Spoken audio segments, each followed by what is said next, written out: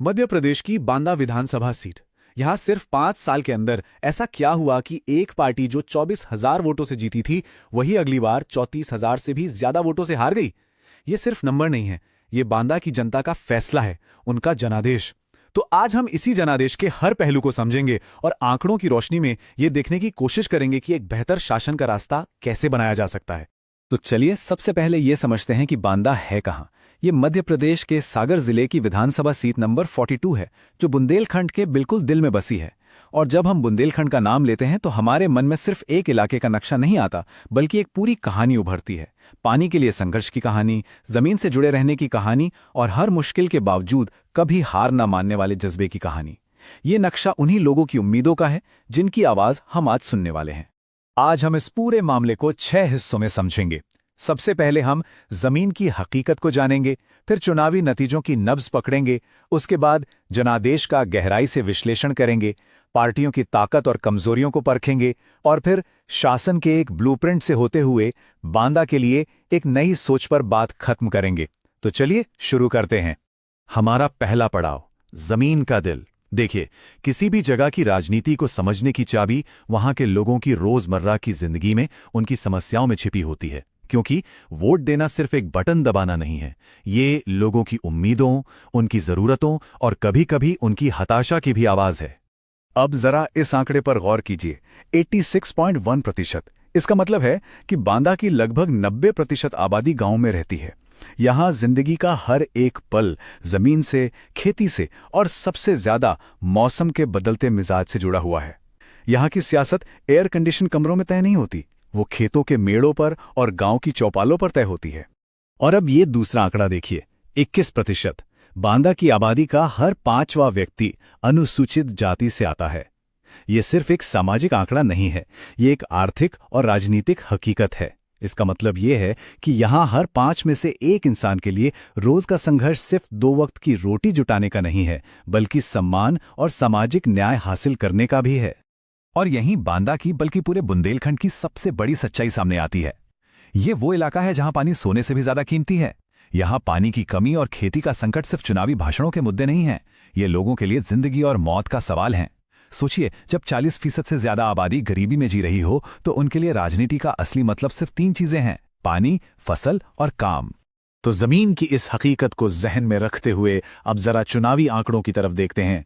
ये नंबर सिर्फ नंबर नहीं है, ये बांदा की वो सामूहिक आवाज है जो वोटिंग मशीन के जरिए हम तक पहुंची है।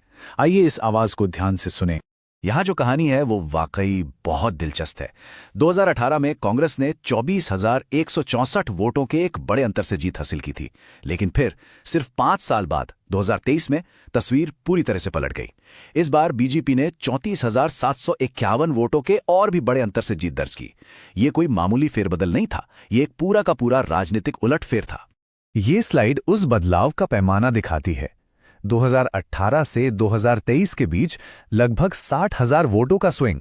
इसे एक तरह का राजनीतिक भूचाल ही कहा जाएगा। तो सवाल उठता है कि ऐसा हुआ क्यों? लोगों का मन इतनी जल्दी और इतनी शिद्दत से कैसे बदल गया? इसका जवाब हमें और गहराई में जाकर खोजना होगा। और 2023 के नतीजों की एक बड़ी वजह वो इस तस्वीर में छिपी है। देखिए, बीजेपी को 46.8% वोट मिले, लेकिन यहां कहानी में एक मोड़ है। आम आदमी पार्टी को 12.6% और बसपा को 7.1% वोट मिले। यानी इन दोनों ने मिलकर विपक्ष का लगभग 20% वोट अपनी तरफ खींच लिया और इसने बीजेपी की जीत का रास्ता काफी हद तक साफ कर दिया। पर सवाल यह भी है कि ये वोट कांग्रेस से दूर क्यों गए?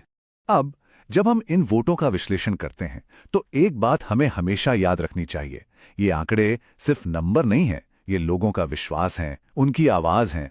लोकतंत्र में सार्वजनिक तौर पर कही गई हर बात की एक जिम्मेदारी होती है और लोगों के डेटा को संभालना, उनकी निजता और सहमति का सम्मान करना, यह हमारा एक संवैधानिक दायित्व भी है। विश्लेषण का मकसद किसी की पहचान उजागर करना नहीं, बल्कि जनता के मन को समझना है। तो चलिए अब क्या हुआ से आगे बढ़कर ऐसा क्यों हुआ, इस सवाल की गहराई में उतरते हैं। 2023 के नतीजों को समझने का सबसे अच्छा तरीका है इस सीट के चुनावी इतिहास को देखना, क्योंकि इतिहास में ही अक्सर भविष्य के सुराग छिपे होते हैं। ये टाइमलाइन ये बांदा की पूरी कहानी बयां करती है। ये एक क्लासिक स्विंग सीट है। आप देखिए, पिछले 7 चुनावों से सत्ता कभी कांग्रेस तो कभी बीजेपी एक पेंडुलम की तरह इधर से उधर झूलती रही है। इसका साफ मतलब है कि बांदा के वोटर किसी एक पार्टी से बंधे हुए नहीं हैं। वो काम देखते हैं और बदलाव करने से हिचकते नहीं हैं। और इस स्विंग पैटर्न के अंदर जीत के 2 बिल्कुल साफ रास्ते नजर आते हैं। एक तरफ बीजेपी की जीत का फॉर्मूला है जो ओबीसी और राजपूत वोटों को एक साथ लाने पर निर्भर करता है। वहीं दूसरी तरफ कांग्रेस तब जीतती है जब वो लोधी, अन्य ओबीसी और अनुसूचित जाति के वोटरों का एक बड़ा और मजबूत गठबंधन बनाती है। 2023 में वोटों का बंटवारा इसी गठबंधन को बनाने में हुई चूक का नतीजा था।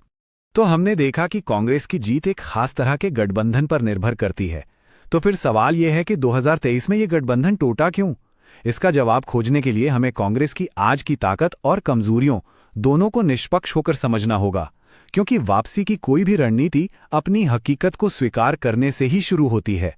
तो आज की तारीख में कांग्रेस की स्थिति क्या है? ताकत की बात करें तो उनका पारंपरिक लोधी ओबीसी वोट बैंक और एक युवा उम्मीदवार का चेहरा जो नई ऊर्जा का संकेत देता है। लेकिन सिक्के का दूसरा पहलू भी है। 2023 की बड़ी हार ने कार्यकर्ताओं का हौसला तोड़ा है और पार्टी के अंदर की गुटबाजी जमीन पर संगठन को कमजोर कर सकती है। आगे की किसी भी रणनीति में इन दोनों बातों का ध्यान रखना होगा। तो विश्लेषण तो हो गया, अब बात करते हैं समाधान की। आगे का रास्ता क्या है? ये एक ब्लूप्रिंट है, एक व्यवस्थित योजना जो सिर्फ चुनाव जीतने के लिए नहीं बल्कि सही मायनों में शासन करने का हक हासिल करने के लिए है।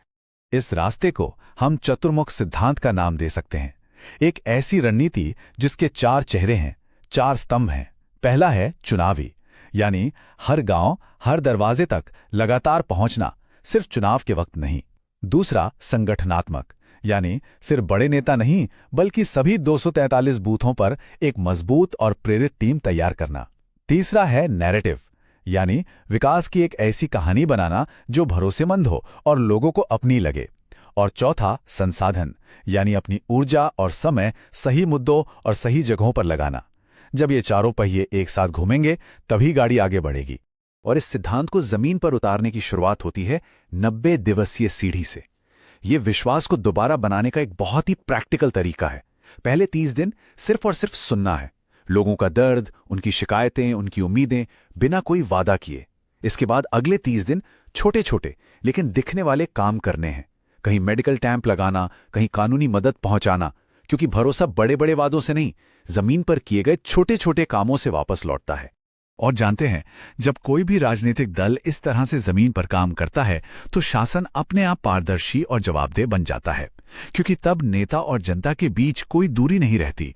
वो लोगों की सुनते हैं और उनके प्रति जवाबदेह महसूस करते हैं। यही तो संवैधानिक मूल्यों का सार है, हर एक नागरिक की गरिमा को सबसे ऊपर रखना।